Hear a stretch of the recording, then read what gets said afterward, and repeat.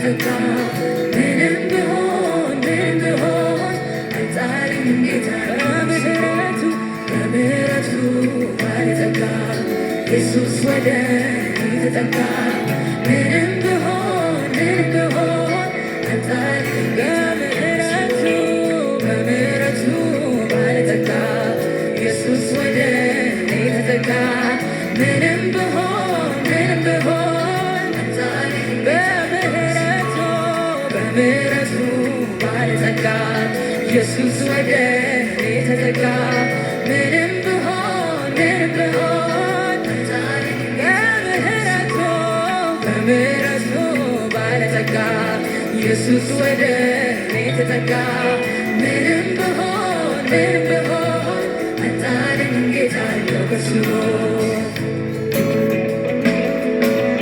አዳምጡኝ ይሁን። እስቲ እንጸልያለን እግዚአብሔር እንዲያስተምረን። እግዚአብሔር አምላካችንና አባታችን በጌታ በኢየሱስ ክርስቶስ ስም ስለ ሰዓት ስላደረስከን እናመሰግናለን። እንደገና እንድንገናኝ ቃልን እንድንማሬን ጊዜ ሰጠን አንተ ነህና ቀሪ ጊዜና ሰዓቱን ሁሉ አንተ ባርክልን። የምናገረውን ባሪያህን እርዳ። ሁሉ ለአንተ ክብር ይሆን፣ አሜን።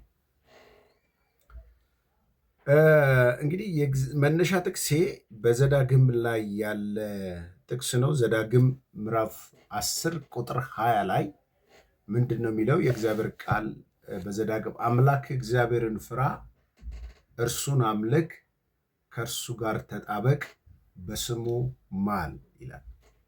አምላክ እግዚአብሔርን ፍራ፣ እርሱን አምልክ፣ ከእርሱ ጋር ተጣበቅ። ይሄ ፍራንም አምልክንም ሳይሆን ማነሳውኔ ከእግዚአብሔር ጋር መጣበቅ።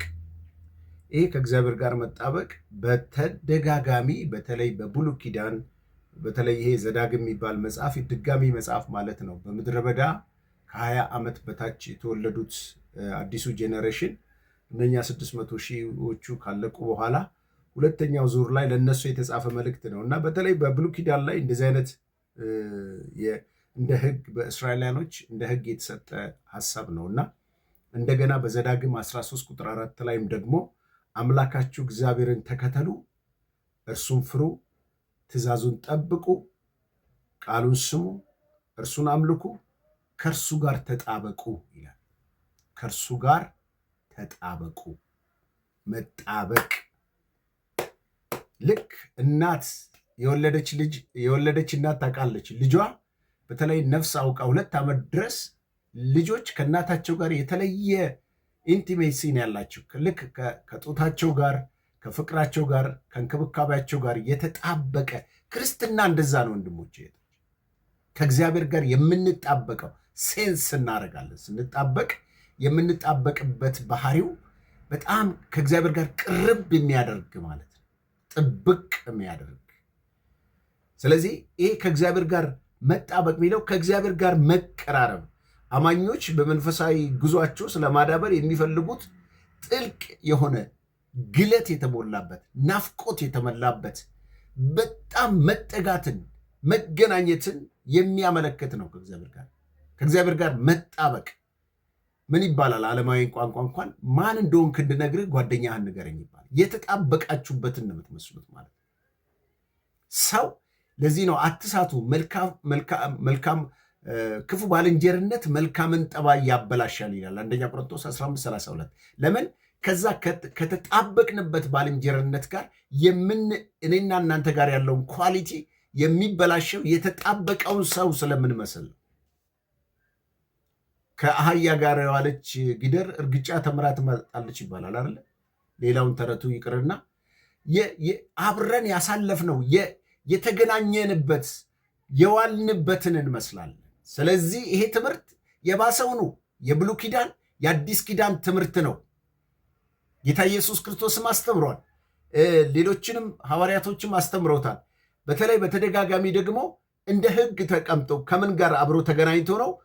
አምላካችሁ እግዚአብሔርን ተከተሉ፣ እግዚአብሔርን መከተል፣ እርሱን ፍሩ፣ እግዚአብሔርን መፍራት፣ ትእዛዙን ጠብቁ፣ ቃሉን መስማት፣ እርሱን አምልኩ፣ ከእርሱ ጋር ተጣበቁ። ሕግ ነው። ሕግ ማለት ትእዛዝ ነው። ትእዛዝ ማለት ምን ማለት ነው? እግዚአብሔር አድርጉ የሚለው ይሄ ብትወዱኝ ትእዛዜን ጠብቁ እንዳለ አድርጉ የሚለው ቋንቋ ማለት ነው። እንዲሆኑ ለምሳሌ ቅድም ዘዳግም 10:20 ላይ እግዚአብሔር አምላክን ፍራ። መፍራት አንዱ እግዚአብሔርን መፍራት የጥበብ መጀመሪያ ነው። እግዚአብሔርን የሚፈራ ጠግቦ ያድራል ይላል። መፍራት ህግ ነው። ብሉይ ኪዳን አዲስ ኪዳናዊ ህግ ነው፣ የማይቀየር ህግ። እርሱን አምልክ፣ ይሄ ህግ ነው። ከእርሱ ጋር ተጣበቅ፣ ህግ ነው። ከእግዚአብሔር ጋር መጣበቅ ህይወት ነው ወገኖቼ። ስለዚህ አማኝ ከመጽሐፍ ቅዱስን በማጥናት ፍቃዱን በመታዘዝ ዘወትር በመጸለይ ከእግዚአብሔር ጋር የጠበቀ ህብረት ማድረግ ማለት ነው ወንድሞች። እሺ ሄብዬ አሁን ነው መጸልይልሽ?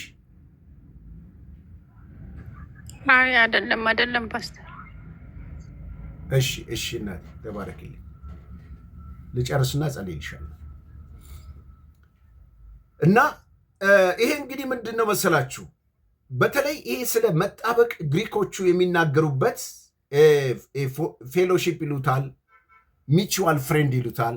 ይሄንን ግንኙነት ልክ በጣም ተጣብቆ ያለ ጓደኝነትን፣ ህብረትን፣ ጥልቅ የሆነ መገናኘትን፣ ጥልቅ የሆነ ኃላፊነትን፣ ከእግዚአብሔር ጋር መቀራረብን የሚያሳይ ቃል እንደሆነ የግሪክ ትርጉም ላይ ይናገራሉ። ያዕቆብ 4:8 ጋር ነው የሚጠቀሰው። ይሄ የአዲስ ኪዳኑ ከእግዚአብሔር ጋር መጣበቅ የሚለውን ነገር ይሄ ትምህርት በተለያዩ ኮመንተሪዎች ሌሎችም ሲያስተምሩት ከሚጠቀስበት አንዱ ይሄ ኢንቲሜሲ ዊዝ ጋድ የሚለው ከያዕቆብ ምዕራፍ 4 ጋር ነው። ይሄ ወደ እግዚአብሔር ቅረቡ እርሱም ወደ እናንተ ይቀርባል የሚለው ቃል ማለት ከእግዚአብሔር ጋር የምንቀራረብበት የምንያያዝበት።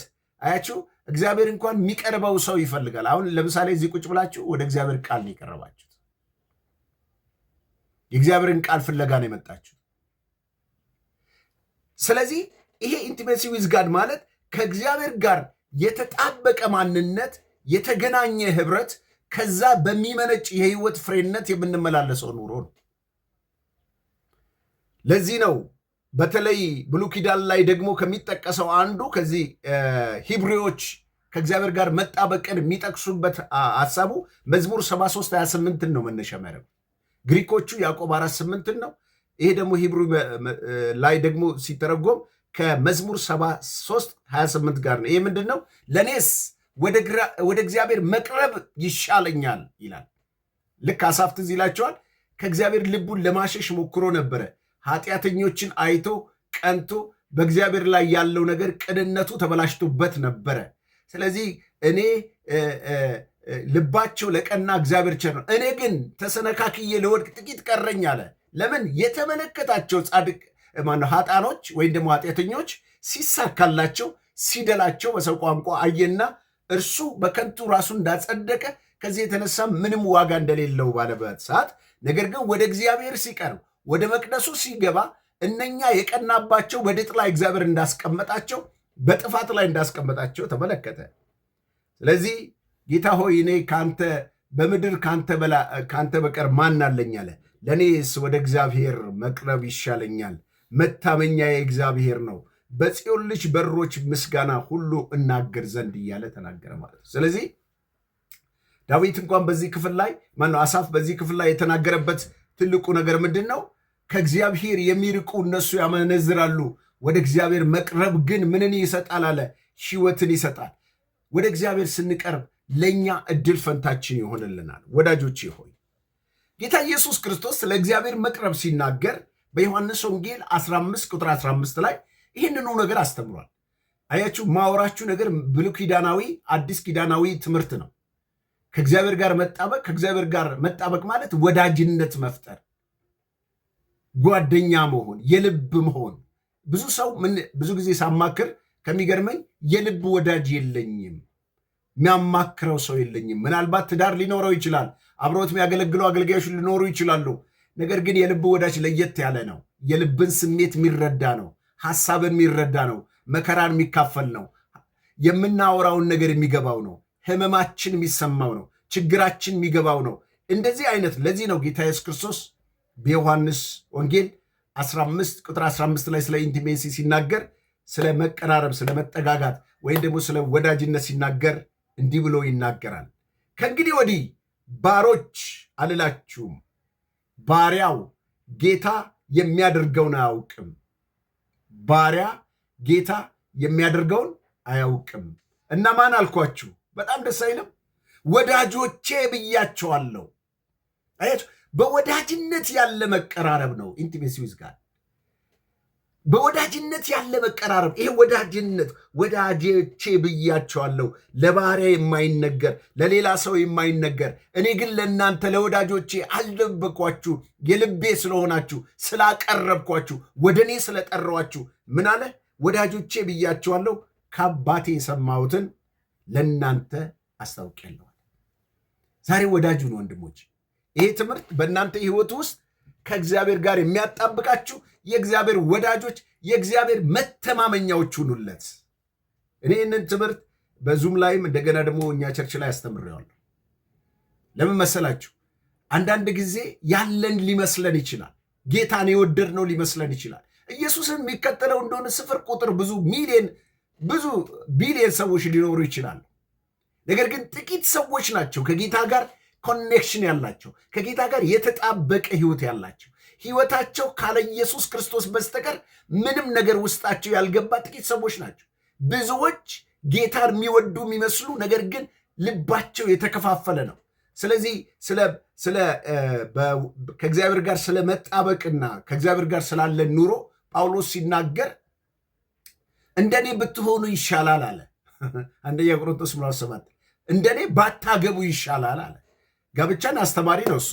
ጋብቻን አታግቡ የሚል ትምህርት አያስተምርም። ለምን? ራሱ የጻፈው አንደኛ ጢሞቴዎስ ምዕራፍ 4 ቁጥር 1 ላይ እነኚህ አጋንንት ሐሰተኛ አስተማሪዎች መጋባትን ይከለክላሉ ብሎ ጽፏላ።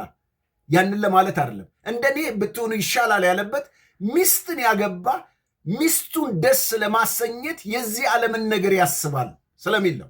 ምን ማለት ነው? ከእግዚአብሔር ጋር ያለው መጣበቅ ይከፋፈልበታል፣ ይያዝበታል እንጂ ጋብቻ ጥሩ አይደለም ማለቱ አይደለም። ጋብቻ ክብሩ መኝታ ንጹሕ ነው ብሏልና ማንም ለእያንዳንዱ ሚስት ትኑረው ስለሚል።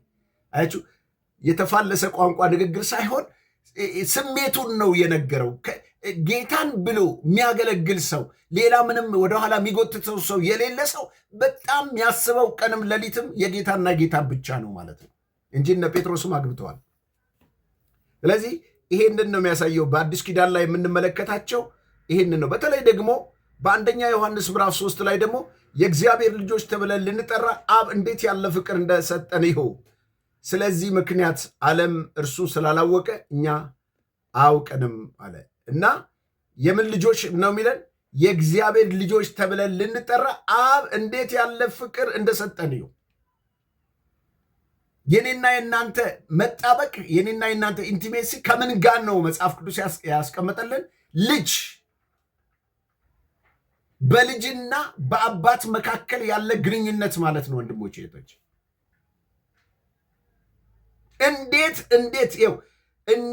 እግዚአብሔር ልጆች ተብለን ልንጠራ አብ እንዴት ያለ ፍቅር እንደሰጠን ተመልከቱ።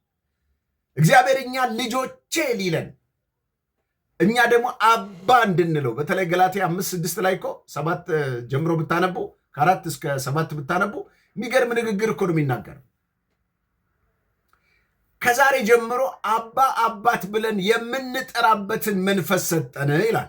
ገባችሁ አይደለ? አባ አባት፣ አባ የሚያሰኝ መንፈስ አባትነት ስለተሰየመ አባትነት በልባችሁ ስለገባ ነው ወንድሞች እህቶች። ስለዚህ ወረድ ይልና ምን ይላል? አንተ ልጅ ነህ እንጂ ባሪያ አይደለህም ይላል። ልጅ ነህ እንጂ ባሪያ አይደለህም። ብዙ አማኞች የባርነት ስሜት የሚሰማቸው ሲጸልዩ ጸሎታቸው እንኳን የኩርፊያ ጸሎት ነው። ጌታ ሆይ እንደው ፍቃደ ቢሆን ለእንትና ያደረግከውን ነገር አድርግ፣ መቼስ እኔን አትሰማኝም፣ እንደው ጌታ ሆይ እንደው አስቸገርኩ አይነት ነገር። እናንተ በእውነት እንነጋገርና የገዛ ልጆቻችሁ ያሳደገ ከአብራካችሁ የወጡ ልጆች አሁን እንደዚያ እማዬ እንደው ፍቃድሽ ቢሆን እንደዚህና እንደዚህ ብታረግኝ ካላስቸገርኩሽ ምናምን ይላሉ እንዴ? በፍጹም አይሉም። ካልሰጥ ቸግሮኛል፣ አጥቻለሁ፣ ምንም በዚህ ሰዓት አልተዘጋጀው ብትል እንቅ አርገው ካላመጣችሁ ከየትም አምጡት እንጂ። እንዲህ ነው ኢንቲሜሲ፣ እንዲህ ነው መጣበቅ። አያችሁ፣ አባት ከልጁ ጋር፣ ልጅ ከአባቱ ጋር። በጣም ደስ ከሚለኝ ነገር ኤፌሶ ምዕራፍ 5 ቁጥር 1 ላይ እንደዚህ ይላል፣ እንደተወደዱ ልጆች እግዚአብሔርን የምትከተሉ ሁኑ ይላል። እንደተወደዱ ልጆች በተወደደ ልጅነት ባህሪ እንድንከተለው እግዚአብሔር ይፈልጋል። የተወደደ ልጅና አያችሁ፣ እየተወደደ የሚኖር ልጅና እየተጠላ የሚኖር ልጅ አንድ አይደለም። ለምን? ያ የተወደደ ልጅ ሁልጊዜ የሚያስበው በአባቱ ዘንድ እንደተወደደ ስለሚያስብ የሚያስፈልገውን ነገር ሁሉ እንደሚያዘጋጅለት ያምናል። ወንድሞቼ ይሆን። ስለዚህ እግዚአብሔር ዛሬ እያለን ያለው መልእክት ምንድን ነው? ከእግዚአብሔር ጋር ተጣበቁ እያለን ያለው። ከእግዚአብሔር ጋር መጣበቅ የሚል ትምህርት መግቢያውን ነው ማውራት ያስኩት። እግዚአብሔር በዘመናት መካከል ከእርሱ ጋር የተጣበቁ ሰዎች ስፍር ቁጥር የላቸውም። በጣም እግዚአብሔር የተወዳደረባቸው ሰዎች ከእሱ ጋር ካለው መጣበቅ የተነሳ ስለ እግዚአብሔር ራሱ ስለ እነሱ ሲመሰክር ለየት አድርጎ ይመሰክራል። አንድ በጣም የምወደውን ክፍል ላንብብላችሁ እዚሁ ላይ። የመጀመሪያ ይሄ ስለ ዳዊት የተነገረውን ቃል ነው ማነብላችሁ። ዳዊትን ታውቁታላችሁ። ዳዊት ማለት የእሴይ ልጅ ዳዊት፣ መዝሙረ ዳዊትን አብዛኛው መጽሐፍ የጻፈ እሱ ነው። ከዛ ውጭ ደግሞ ዳዊት የሚታወቅበት ኳሊቲ አለ። እግዚአብሔር በክፉ ቀን ለሕዝቡ ያስነሳው የዋህና ቅን የሆነ መሪ ነው እና በተለይ በአንደኛ ሳሙኤል ምዕራፍ 13 የሐዋርያት ሥራ ማለብላችሁ በአንደኛ ሳሙኤል ምዕራፍ 13 14 ላይ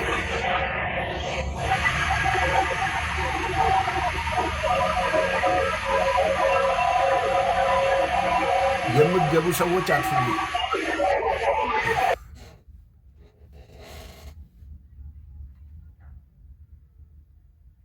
በአንደኛ ሳሙኤል 13 14 ላይ አሁንም መንግስት አይጸናም፣ እግዚአብሔር እንደ ልቡ የሆነ ሰውን መርጧል። ይኸው ስለ ሳኦል ነው የሚናገረው እግዚአብሔር።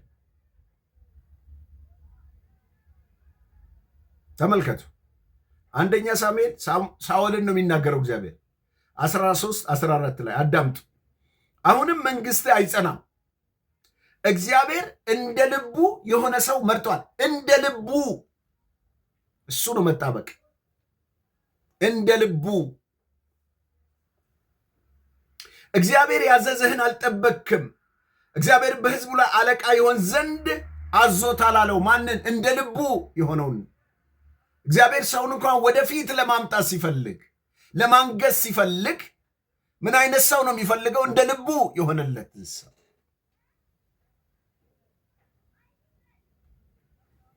ይቀጥላል። መዝሙር 27 ቁጥር 4 ላይ እግዚአብሔርን አንዲት ነገር ለመንኩት፣ እርሷንም እሻለሁ፣ በሕይወቴ ዘመን ሁሉ በእግዚአብሔር ቤት እኖር ዘንድ፣ እግዚአብሔር ደስ የሚያሰኘውን አይ ዘንድ።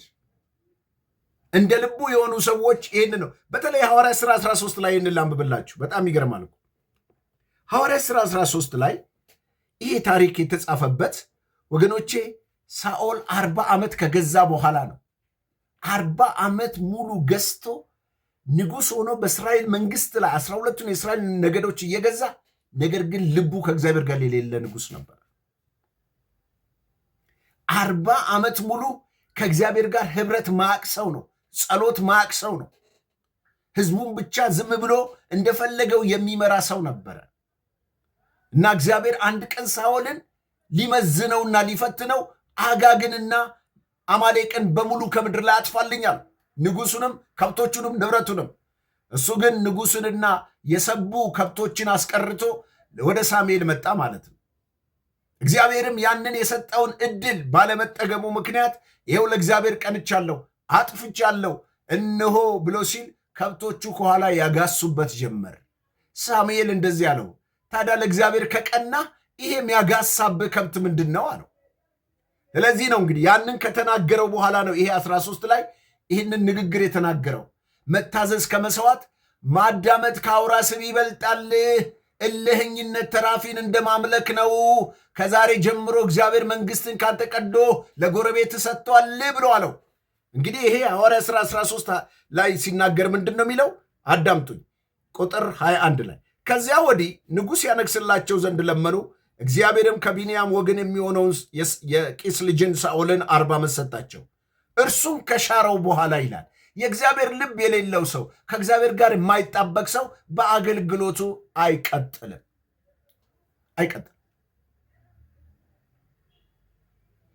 ሰው በእግዚአብሔር ልብ ነው የእግዚአብሔርን ስራ መስራት የሚችለው። ወንድሞች እህቶች፣ መስበክ ስለተቻለ ፓስተር ስለተባለ ወንጌላዊ ስለተባለ እንደዚህ ብሎ ነገር የለም። ቦታው ላይ ቸርቹ ላይ መድረኩ ላይ ሊቆም ይችላል። ነገር ግን የእግዚአብሔር ልብ ከእሱ ጋር ስለሌለ ዘመኑ ያጥራል ማለት ነው። ይኸው ከሻረው በኋላ አለ። ለካ መሻርም አለ ወንድሞቼ። ከዛ ምን መጣ? ከሻረው በኋላ እርሱን ከሻረው በኋላ ዳዊትን በእነርሱ ላይ እንዲነግስ አስነሳው ይላል። ዳዊትን ሲመሰክርለት ከሳኦል የተሻለው የዳዊት ህይወት ምኑ ጋ ነው በእግዚአብሔር ምርጫ ውስጥ የገባው ብትሉኝ፣ እሱ ምንድን ነው? እንደ ልቤ የሆነ ሰው ነው የሚለው። ተመልከቱ። አገልጋይ፣ ንጉሥ ምናምን አላለም። ሰው መሆናችን ብቻ በቂ ነው። እንደ ልቤ የሆነ እግዚአብሔር ስለ ሰው ሲናገር ተመልከቱ። ይሄ እንግዲህ ከእግዚአብሔር ጋር መጣበቅ ከልብ የሚመነጭ ጉዳይ ነው። የልብ ጉዳይ ነው። ቸርች መምጣት አይደለም። ፓስተር መባል አይደለም። ሆነ ምናምን መባል አይደለም። የሆነ ነገር አይደለም። የልብ ጉዳይ ነው። ሰው ሳይዋደድ አንድ ቤት ውስጥ ሊኖር ይችላል እኮ። ልቡ ሌላ ሴት ወዶ ከሚስቱ ጋር ሊኖር ይችላል እኮ። አብሮ ሊበላ ሊተኛ ሊያድር ይችላል እኮ። ዋናው ልብ ነው ወንድሞች። እግዚአብሔርም የሚፈልገው ልብ ነው። አያችሁ፣ እንደ ልቤ የሆነልኝን ሰው ፍቃዴን ሁሉ የሚያደርግ የእሴይ ልጅን ዳዊትን አገኘሁታል። ዛሬ በጌታ በኢየሱስ ስም ከነልባችሁ መገኘት ይሁንላችሁ። መጣበቅ ከዛ ነው የሚጀምረው ወንድሞች። ጸሎት ከዛ ነው የሚጀምረው። አገልግሎት ከዛ ነው የሚጀምረው። ህይወት ከዛ ነው የሚጀምረው። ለዚህ ነው ልጄ ሆይ ልብህን ስጠኝ። የህይወት መውጫ ከሱ ነው። የኔ አገልግሎት የሚወጣው ከሱ ነው። መልካምነት የሚወጣው ከሱ ነው። የክርስቶስ ባህሪ የሚወጣው ከሱ ነው። ከተሰጠ ልብ ማንነት እንደ ልቤ የሆነልኝ የእሴይ ልጅ ዳዊትን አገኘሁት። በጣም ደስ የሚለኝ አዳምጡ። እዚህ ጋር እንዲህ ይላል፣ ከዚህ ሰው ዘር። ቅድም እንደ ልቤ የሆነልኝ ሰው አገኘው ብሎ አሁን ደግሞ መልሶ ምን ይላል? ከዚህ ሰው ዘር። እንኳን እናንተ አይደለም ከዘራችሁም እግዚአብሔር መድኃኒት ያወጣል። ከተሰጠ ልብ ላይ ከተገኘ ልብ ላይ የእግዚአብሔርን ፍቃድ ከሚያደርግ ልብ ላይ ከእግዚአብሔር ጋር ኢንቲሜሲ ካለው ልብ ጋር ከእግዚአብሔር ጋር የተጣበቀ ማንነት ካለው ጋር እግዚአብሔር መድኃኒት ከሱ ውስጥ ያወጣል። ፈውስን ያወጣል። መገለጥን ያወጣል። መፍትሄን ያወጣል። ከሱ ዘር እግዚአብሔር እንደ ተስፋ ቃሉ ለእስራኤል መድኃኒት እርሱም ኢየሱስ ይመጣል ይላል። አመጣ ይላል። ጌታ ይባረክ። ስለዚህ ኢየሱስ በአንቺ ሕይወት ውስጥ በአንተ ሕይወት ውስጥ የሚታይበት ለእግዚአብሔር በተሰጠ ልብ ውስጥ ነው ወንድሞች። ይሁን በተከፈተ ልብ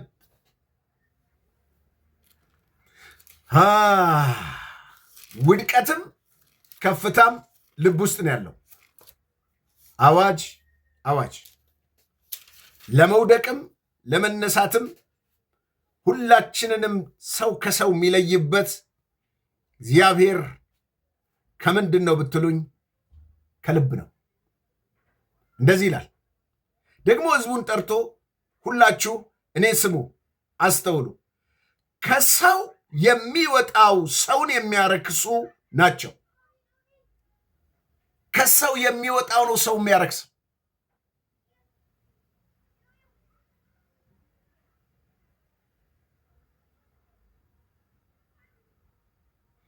ይልና እንጂ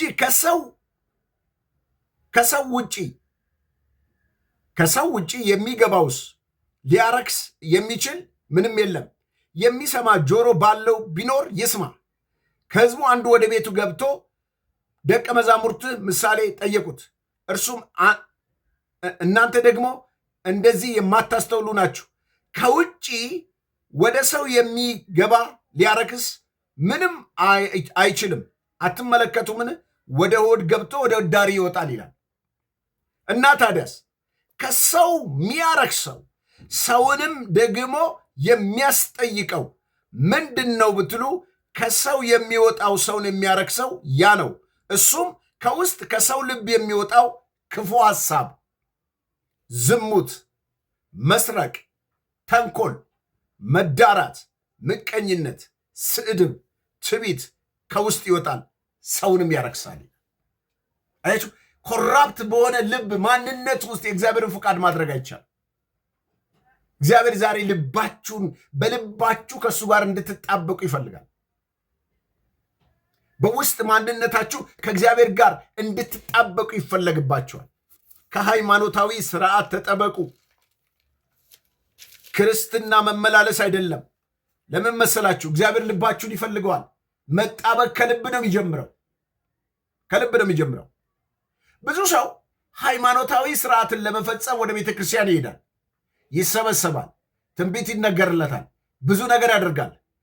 እግዚአብሔር ጉባኤ አይደለም ችግሩ፣ የሰው ቁጥር አይደለም ችግሩ፣ የልብ ጉዳይ ነው። ያ የልብ ጉዳይ ደግሞ ምንድን ነው? እንደዚህ ይላል እግዚአብሔር ራሱ ጌታ ኢየሱስ ክርስቶስ በትምህርቱ መሃል ላይ ሲያስተምር እንደዚህ ይላል፣ ይህ ሕዝብ በከንፈሩ ያከብረኛል፣ ልቡ ግን ከኔ በጣም የራቀ ነው። የሰው ስርዓት የሆነውን ትምህርት እያስተማሩ በከንቱ ያመልኩኛል። ከንቱ አምልኮ ማለት ልብን ሰፈር አውጥቶ ልብን ሌላ መንደር ወስዶ አካል ጉባኤ ውስጥ መገኘት።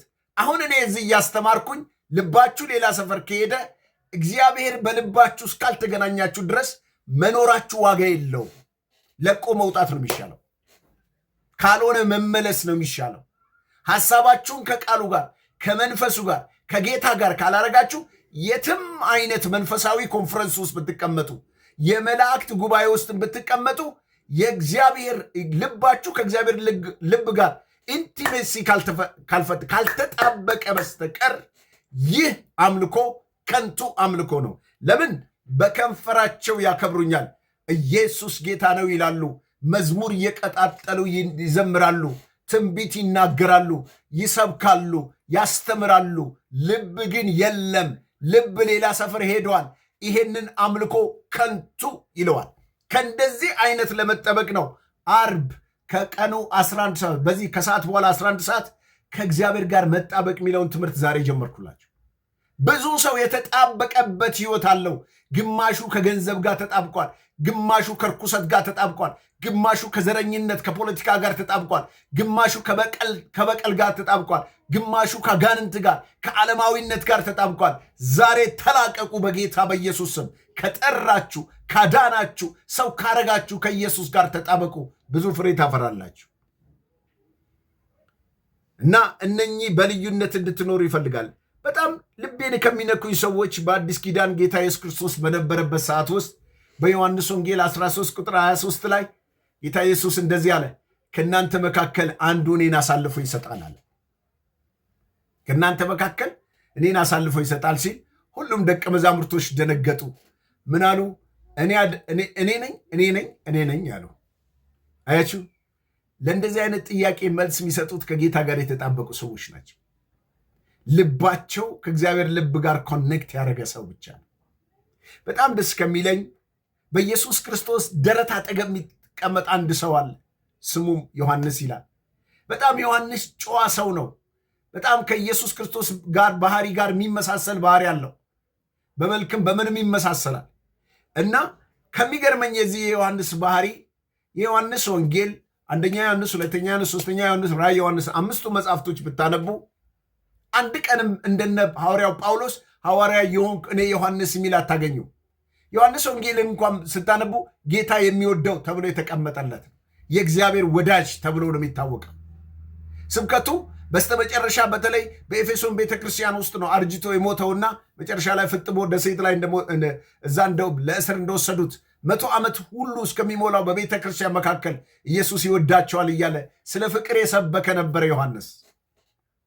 ለምን? ዮሐንስ ቃል ሰምቶ ብቻ አይደለም፣ ህይወቱ ገብቶታል፣ አጣጥሞታል፣ አውቆታል። ከዚህ የተነሳ ኢየሱስ እንደዛ ባለበት ሰዓት ውስጥ እነ ጴጥሮስ ጠቀሱትና ማን እንደሆነ መምህሩን ጠይቀው ብለው እንትን አሉት፣ ጠየቁት። በዛን ጊዜ በዮሐንስ ወንጌል 13:23 ላይ እንደዚህ ይላል፣ ዮሐንስም ኢየሱስ ይወደው የነበረው ከደቀ መዛሙርት አንዱ በኢየሱስ ደረት ላይ ተጠጋ።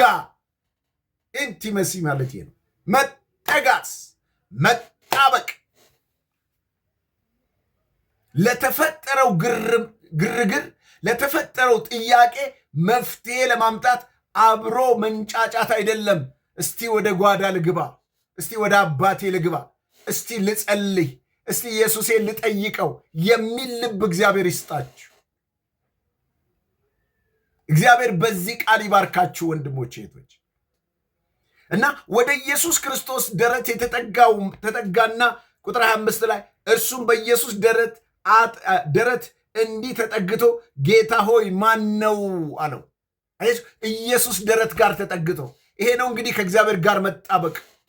ከጌታ ጋር ስትጣበቁ ቅድም ነግሬያቸዋለሁ፣ ወዳጅ የተባላችሁበት ቦታ ላይ ወዳጆቼ ብያችኋለሁ፣ ከአባቴ የሰማሁትን እነሆ ምን አልኩኝ እኔ ገለጥኩላችሁ እንዳለ ወደ ደረት የሚጠጋ ሰው፣ ከጌታ ጋር የሚጣበቅ ሰው ምስጢር ይገለጥለታል።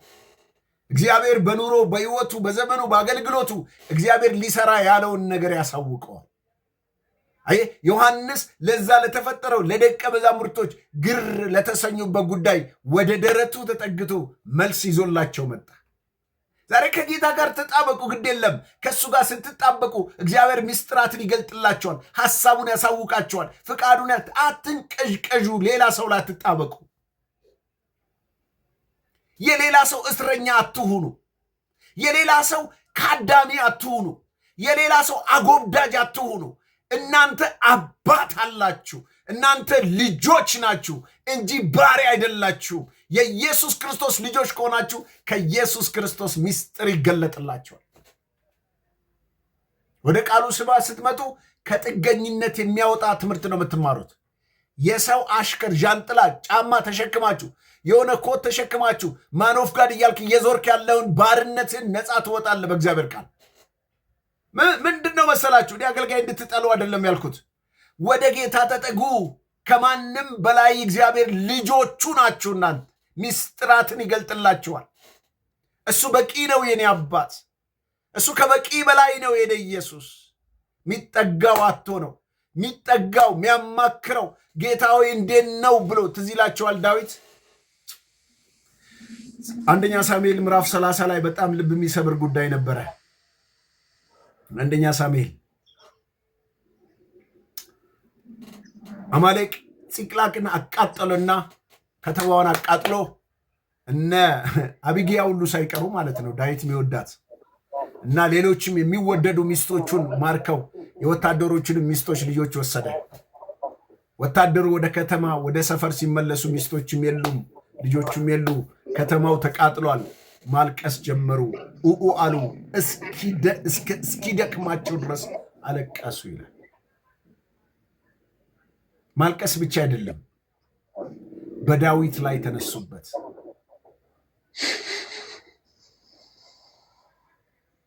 ድንጋይ ያነሱበት።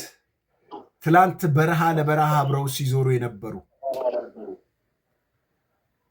ትላንት አብረው ዋጋ ሲከፍሉ የነበሩ የገጠማቸው መከራ ትጥቃቸውን አስፈታ። አይገርምም? ትጥቃቸውን አስፈታ።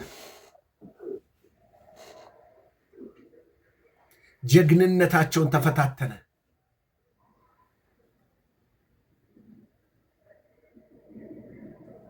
ከዛ ምን ይላል ክፍሉ? ዳዊት እነሱ አንደኛ ሲያለቅሱ እንደገና ደግሞ እነሱ እንደዛ ሲጨነቁ ባየ ጊዜ ተጨነቀ ይላል። ተጨነቀ። ወንድ ሲያለቅስ ተመልከቱ። ወታደር ነፍሱን የሰጠ ሕይወቱን የሰጠ ጀግናው ሲያለቅስ ተመልከቱ። ያማላነሰ እንደገና ዳዊትን ሊወግሩ ሲል ከዛ ቀና ብሎ ተመለከተ። አንተ እግዚአብሔርን ጦርነት ትዋጋል፣ እሱ የታመነ ቤት ይሰራላል፣ እንደ እሴይ ፍቃዴን የሚያደርግ የእሴይ ልጅን አገኘው ተብሎ እንደዛ በተቀባበት መቀባት ተመርጦ መልከ መልካም የእግዚአብሔርን ሐሳብ እንደሚያደርግ ከሳኦል ተነስቶ ዳዊት እንዲሾም የተደረገበት ዳዊት ዛሬ ሊገሉት ተነሱ። የገዛ ወንድሞቹ ሊገሉት ተነሱ። ቀና ሲል ትላንት የጠራው እግዚአብሔር የዳዊትን መዝሙር ስታዩ ዳዊት ምን ያህል ከእግዚአብሔር ጋር መጣበቅ እንዳለው ታያላችሁ ወንድሞች እህቶች።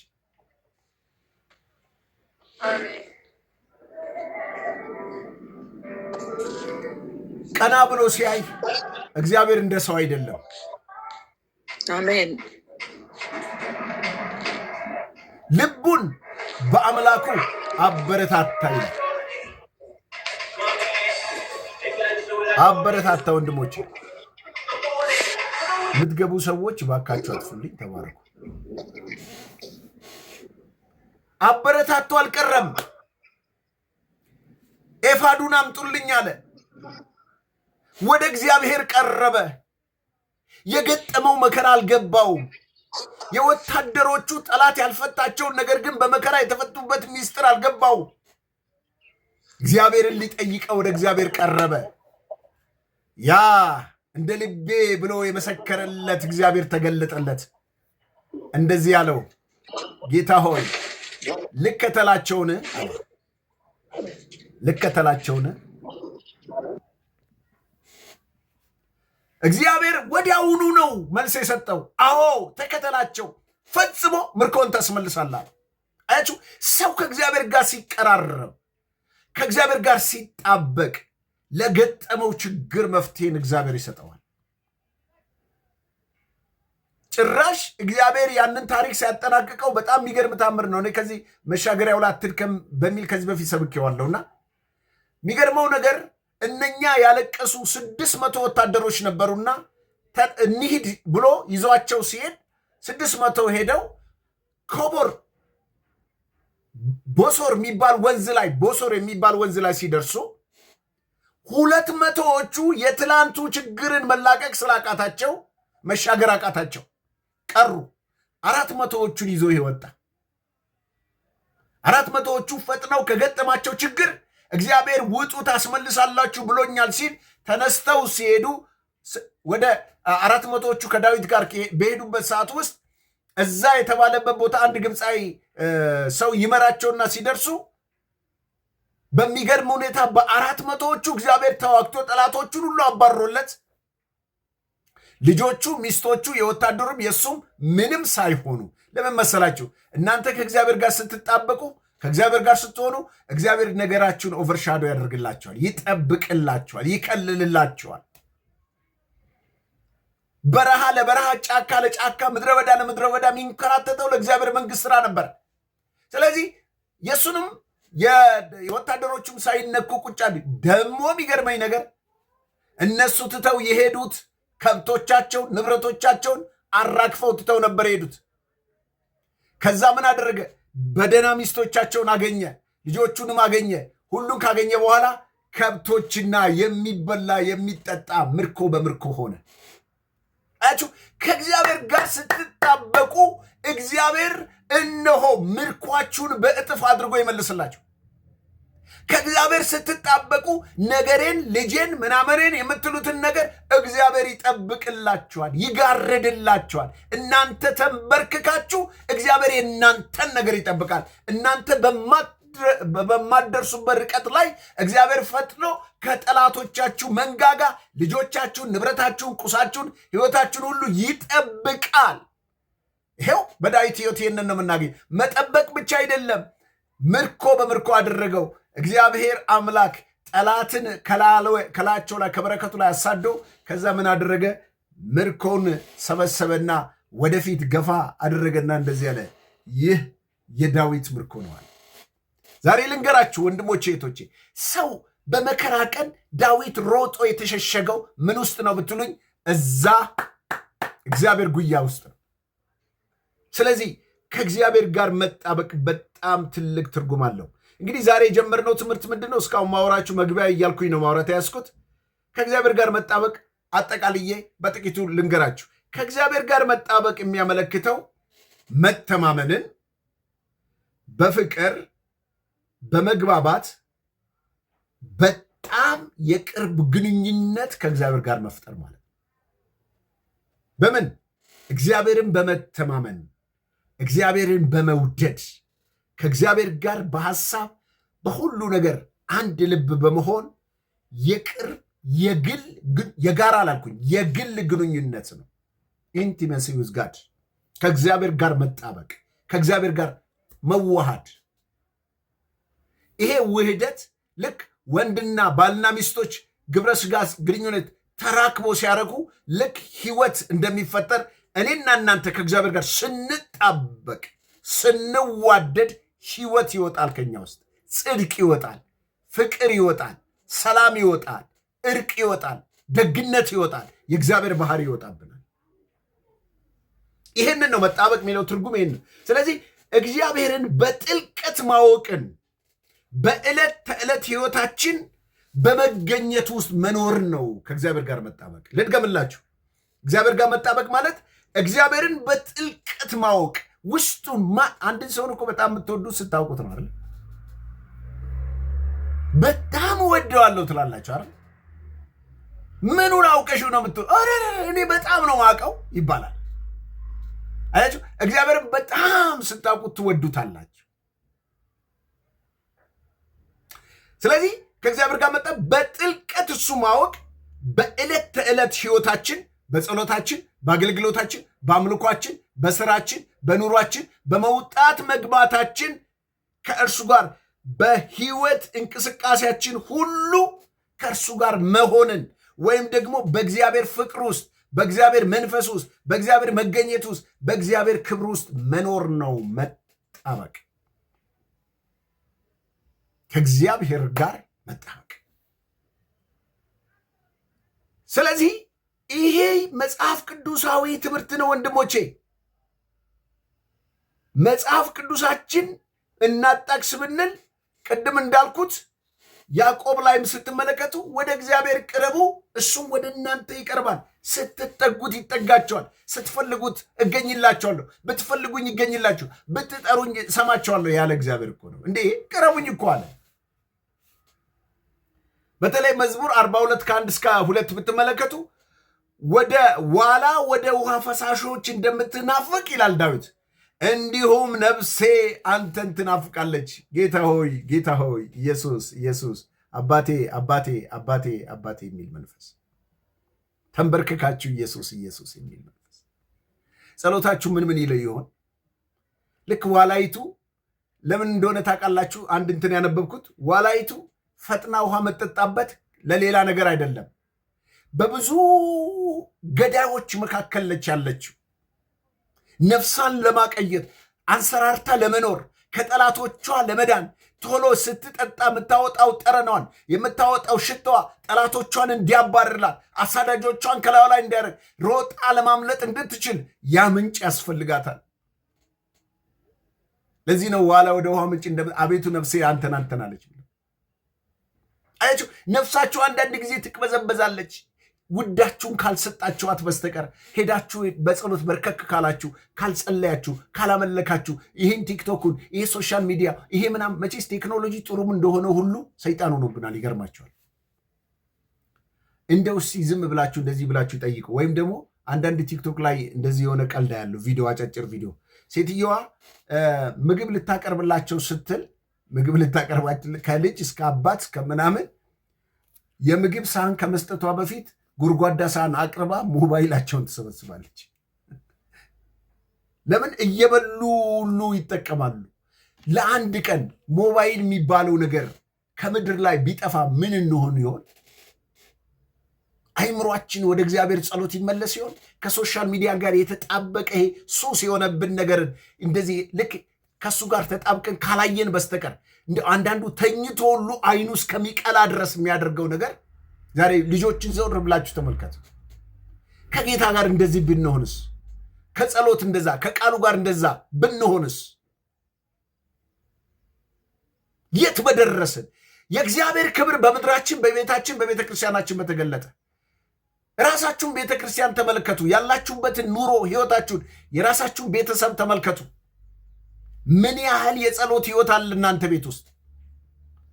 እንደው ትዕቢት ለመናገር ካልሆነ በሳምንት አንድ ቀን የቤተሰብ ጉባኤ አለ እኛ ቤት ውስጥ እና ቤተሰብ ስላለኝ እኔ ቤተሰብ ውስጥ 3 ልጆች አሉኝ፣ ባለቤት ያለን እና የ10 ዓመት የ15 እና የ20 ዓመት ልጅ አለኝ እና በማክሰኞ ቀን ላይ ሁልጊዜ ምንም አይነት የቸርች ፕሮግራም ቢኖር ሌላም ፕሮግራም ቢሆን ቢደወል ማይነሳ ማይነካ ለቤተሰብ ብቻ የተወሰነ ሰዓት አለ። ከ2 ሰዓት ጀምሮ እስከ 3 ሰዓት ተኩል። ያ ምንድን ነው? የመጀመሪያ ሰዓት አንደኛው ሳምንታችን ጸሎትና አጭር ቃል የምንካፈልበት። በተለይ ትንሿ ልጄ እጅ እየጫነች እንደኔ ትጸልያለች። አንደኛው ቃል ታካፍላለች፣ ትልቁም እንደዛው እናቲቱም ታካፍላለች፣ እኔም እንደዚሁ አስተምራለሁ። አንዱ የጸሎትና የቃል ጊዜ ነው። ሁለተኛው ቀን ደግሞ አንደኛ ጴጥሮስን ሙሉ ምዕራፍ ማጥናት ጀምረናል። አሁን ምዕራፍ 3 ላይ ደርሰናል። ስናጠና እያንዳንዱ ሰው ከክፍሉ ብቻ እንዲመልስ በማለት በጣም ደስ ብሎን ሳምንቱ እንዴት ቶሎ በደረሰልን ብለን እንጓጓለን።